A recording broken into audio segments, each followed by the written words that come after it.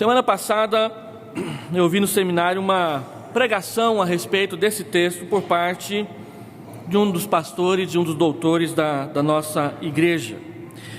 E às vezes nós que somos pastores achamos que já ouvimos de tudo e achamos que já aprendemos tudo.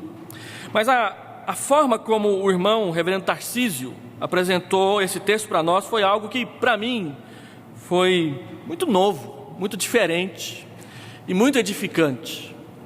E embora eu não venha aqui repetir o sermão do irmão, não é minha intenção, eu confesso aos irmãos que foi depois que eu ouvi o esboço e a exposição do irmão que eu me senti animado a meditar por um pouco com os irmãos sobre esse texto. E eu gostaria de meditar um pouco sobre essa oferta de paz, que seria uma outra tradução do nome oferta pacífica, apresentando aos irmãos 4 detalhes aqui do texto que não podem passar despercebidos para nós e que são, de certa forma, o fundamento, o básico que nós deveríamos entender a respeito dessas ofertas. O livro de Levítico ele é muito misterioso para nós. E por causa de ofertas, de rituais, de ferramentas que os sacerdotes precisam utilizar no manusear das ofertas que são apresentadas, que serão e que são apresentadas no tabernáculo. No entanto, o propósito de Levítico é muito claro, que o povo para adorar a Deus precisa fazê-lo em santidade, e que a forma, o modo, o método e todo o ritual de adoração a Deus nunca é desenvolvido e criado pelo adorador, mas ele é revelado pelo próprio Deus. Portanto, nós só podemos nos apresentar diante de Deus para adorá-lo de acordo e de conformidade com as instruções que Ele mesmo nos dá na sua palavra. Isso valia para o tabernáculo, valia para o templo de Salomão e vale ainda para a igreja hoje através do nosso mediador, que é Jesus Cristo. Pois todos os sacrifícios do Antigo Testamento, eles apontam para Jesus, para a obra de redenção e de salvação que Ele realizou por nós. Dentre esses sacrifícios, nós temos a chamada oferta de paz, o sacrifício pacífico, ou numa outra tradução, a oferta de comunhão. A oferta de paz, ela era apresentada quando havia gratidão no coração do povo de Deus. Diferentemente das outras ofertas aqui mencionadas, o holocausto, a oferta pelo pecado, a oferta pela culpa, por exemplo, a oferta de paz, ou sacrifício pacífico, era algo que o adorador apresentava a Deus quando havia paz. Não era uma oferta que ele apresentava a Deus pedindo que houvesse paz em Israel, especialmente na sua vida pessoal e na sua família. Mas era uma oferta que ele apresentava voluntariamente, graciosamente, agradecidamente, porque Deus vinha trazendo e vinha dando paz para a sua casa. Então era uma oferta de gratidão, porque havia prosperidade, porque havia sossego, porque havia bom relacionamento entre o povo de Deus. Essa oferta, ela era apresentada quando tudo estava bem. Não era para que tudo ficasse bem, mas é porque tudo estava na mais perfeita tranquilidade. Um exemplo dessa oferta aparece no final do livro de Números, quando Israel vai para a guerra, derrota o exército inimigo e nenhum dos seus soldados morre na batalha. Os capitães contam os soldados e eles vêm até Moisés e dizem: olha, nós queremos oferecer uma oferta pacífica a Deus, porque nós fomos para a guerra, lutamos, vencemos e ninguém morreu, não tem ninguém ferido no nosso campo, do nosso exército. E eles então apresentam uma oferta de paz, porque tudo estava bem. Essa oferta, ela tinha uma diferença das outras, era a oferta que a família que oferecia podia comer dela. As outras ofertas, partes eram separadas para o sacerdote como seu salário do serviço pastoral. E a gordura e as partes principais eram queimadas para Deus. Mas na oferta pacífica havia a gordura que era toda do Senhor, haviam certas partes que eram separadas para o sacerdote, isso será apresentado, se eu não me engano, no capítulo 12 ou 13, e uma outra parte era comida ali na presença do Senhor pela família que oferecia, juntamente com o sacerdote, e se não me falha a memória, era possível até convidar uma outra família para participar. Era uma oferta de comunhão, era uma oferta de alegria, era uma oferta de gratidão, e o texto diz que ela trazia um aroma agradável a Deus, porque o melhor estava sendo oferecido ao Senhor. Então o primeiro ensinamento é que ela é uma oferta de gratidão, porque Deus tem abençoado o seu povo. Segundo ensinamento, ela só poderia ser oferecida depois do holocausto, conforme nos dá a entender o versículo 5. E os filhos de Arão queimarão tudo isso sobre o altar em cima do holocausto. Antes de apresentar a oferta pacífica, era obrigatório que fosse apresentada uma oferta pelo pecado. Então a oferta pacífica era algo que era oferecido a mais e além daquilo que Deus exigia do seu povo todas as vezes que você entrasse no tabernáculo. Quando você visualiza o tabernáculo, aquela estrutura retangular, e que a porta de entrada sempre ficava voltada para o leste, para o nascer do sol, quando os homens vinham oferecer o sacrifício pela sua família e por si mesmos, e a cortina do tabernáculo era aberta, o primeiro utensílio que eles vinham lá dentro era o altar do holocausto. Isso queria dizer que a única forma de nós nos apresentarmos a Deus é, primeiro, resolvendo as questões dos nossos pecados com Ele. Só podemos adorar a Deus se Ele perdoar os nossos pecados primeiro. É por isso que na nossa liturgia moderna, no momento de contrição, ele não pode faltar. É o momento em que nós confessamos para Deus que somos pecadores e agradecemos a Deus porque Ele proveu, através do sangue de Jesus, o perdão dos nossos pecados. Então, quando alguém queria agradecer porque tudo estava bem, primeiro ele oferecia um holocausto pelo pecado, e por cima do holocausto pelo pecado ele oferecia a oferta pacífica. Deus nos perdoou e Deus tem nos abençoado constantemente. Era isso que esse ritual queria dizer. Isso quer dizer que não há comunhão e nem paz se não houver perdão. Para que nós possamos cultuar a Deus em comunhão, nós vamos celebrar a ceia daqui a pouco, é necessário que nós estejamos em paz com Deus. E essa afirmação e esse entendimento de Levítico 3 nos remete para Romanos capítulo 5, versículo 1 e versículo 2. Justificados, pois, temos paz com Deus, acesso à graça e a alegria na esperança. Para que haja paz, para que haja comunhão, é necessário que haja perdão. É por isso que o Senhor Jesus disse que quando nós nos aproximarmos de Deus para ofertar, para oferecer o nosso culto, e lembrarmos que existe alguma coisa entre nós e algum irmão, nós precisamos deixar a nossa oferta, ir nos reconciliar com os nossos irmãos e depois da reconciliação, apresentar o nosso culto. A oferta de paz, ela é oferecida sobre a oferta pelo pecado. Deus nos perdoa e Ele abençoa a igreja com a sua paz, com o seu shalom. Shalom é mais do que simplesmente viver momentos pacíficos. Shalom é contar com a bênção de Deus. Shalom é contar com a prosperidade que só Deus pode nos oferecer. E shalom é a bênção do bom relacionamento entre todos aqueles que amam e servem a Deus. Logo, a santidade é muito importante para que haja paz na igreja. Se não houver santidade na igreja, não haverá paz na igreja. Para que haja paz e santidade na igreja, é necessário que todos nós estejamos debaixo do perdão e oferecendo toda a nossa gratidão calcada, fundamentada, baseada sobre o perdão que Deus nos dá no sacrifício de Jesus Cristo.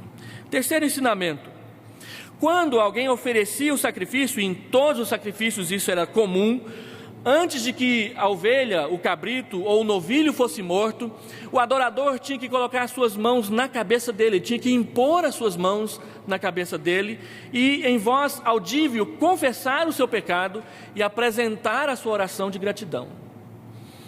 Logo depois que ele fazia isso, o sacerdote lhe entregava um cutelo e era o adorador que cortava a garganta do animal, não era o sacerdote. Impor as mãos significava duas coisas. Significava, em primeiro lugar, posse. O adorador só poderia oferecer em sacrifício a ovelha, o cabrito, a cabra, a pomba, a rolinha ou o novilho que fosse seu. Ele não podia pegar um bode emprestado, ele não podia pegar uma ovelha emprestado e dizer, não, depois eu te pago e vou lá oferecer o meu sacrifício a Deus. Ele tinha que comprar a ovelha, ele tinha que ter a ovelha, ele tinha que ser dono da ovelha, e ele só podia oferecer a Deus aquilo que fosse dele, não do outro. E também, impor as mãos significava identificação. O que a morte deste animal representa a minha morte. A dor que ele sofre inocentemente representa e leva diante de Deus o meu sacrifício, a minha dor, a minha dificuldade e também a minha gratidão. Isso quer dizer que até mesmo a nossa gratidão, ela só pode ser agradável diante de Deus se ela for apresentada por meio de Jesus. Porque todas as nossas boas obras e até mesmo a nossa paz, ela só existe porque Jesus deu para nós. Efésios capítulo 2, versículo 15. Ele é a nossa paz. E foi Ele que derrubou a parede da inimizade que havia entre nós. Foi porque Jesus morreu por nós que nós podemos hoje livremente, voluntariamente, perdoar uns aos outros e adorar a Deus. Se você tem medo de conversar com o irmão porque ele tem cara feia, porque ele mora longe, porque ele é mais rico ou mais pobre do que você, porque a ofensa foi grave, a Bíblia diz que tudo isso pode ser quebrado pelo sangue de Jesus. Ele é a nossa paz. Ele leva sobre si os nossos pecados, mas Ele leva sobre si também a nossa gratidão. E é Ele quem efetua, realiza a reconciliação entre irmãos. E por isso a igreja pode apresentar oferta de paz. E o sacrifício era pessoal. Era o adorador quem matava o animal. E a morte de um animal não é algo tão simples assim. Quando ele recebia o cutelo, o animal já começava a espernear. Dizem que quando se faz carneiro ou ovelha e você vai prepará-lo para o churrasco, se ele vê a faca, se ele vê o instrumento, ele fica nervoso, o seu sangue se agita e aquilo muda o sabor da carne. Então, os sacerdotes, eles seguravam o animal. Nós estamos falando de um novilho, nós estamos falando de um bezerro, nós estamos falando de um cordeiro, estamos falando de cabra e de bode. E ele tinha que ir lá e cortar o pescoço dele, dizer, sou eu que estou na presença de Deus. O culto é nosso. Davi disse, eu não vou oferecer a Deus um sacrifício que não me custe nada. E então nós nos aproximamos do último ponto, o quarto ponto. Toda oferta tinha um custo para o adorador. Quanto custa um novilho? Quanto custa uma ovelha? Quanto custa um cabrito, uma cabra? Quanto que custa um casal de pombos? Ou de rolinhas? Tudo de acordo com a posse do povo, mas tinha um custo. O pobre poderia oferecer 2 rolinhas, mas ele tinha que comprá-las. O rico poderia oferecer novelhos e cabras e novilhos, aliás, novilhos, não novelhos, né? E ele pagava. Toda vez que o pecador se apresentava a Deus para confessar o seu pecado e oferecer a sua gratidão, ele tinha que desembolsar e pagar.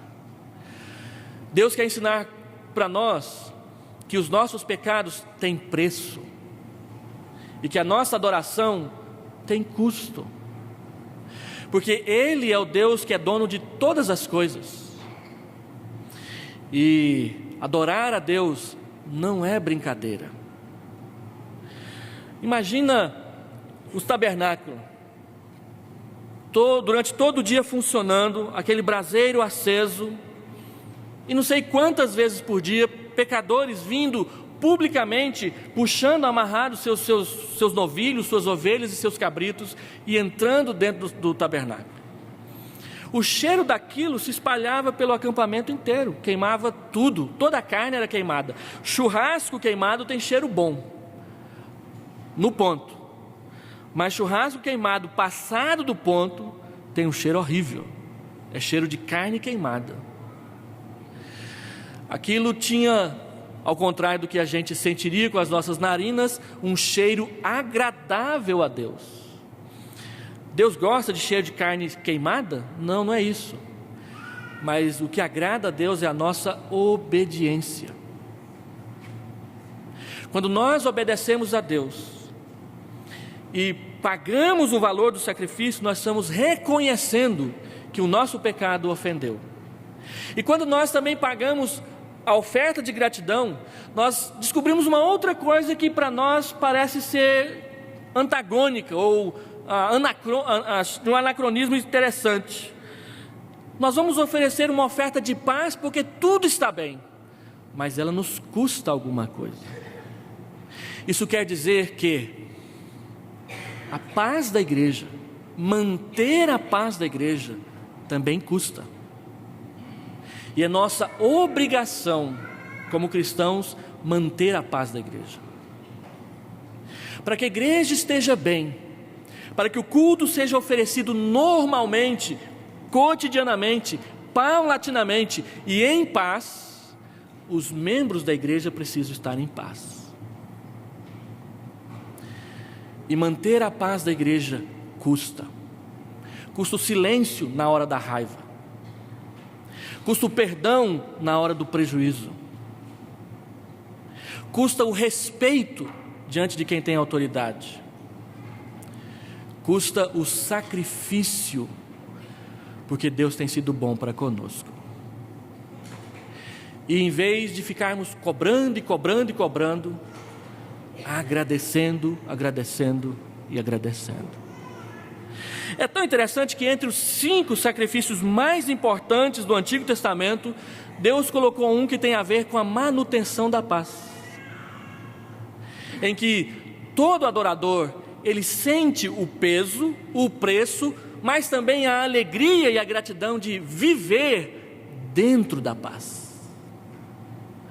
Meus irmãos, essa oferta, ela vem da voluntariedade do nosso coração, porque manter a paz também tem a ver com o nosso desejo, a nossa decisão.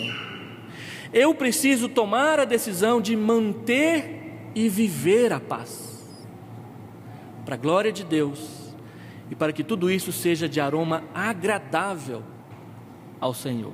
3 aplicações. Tudo o que nós fazemos tem implicações para a nossa adoração.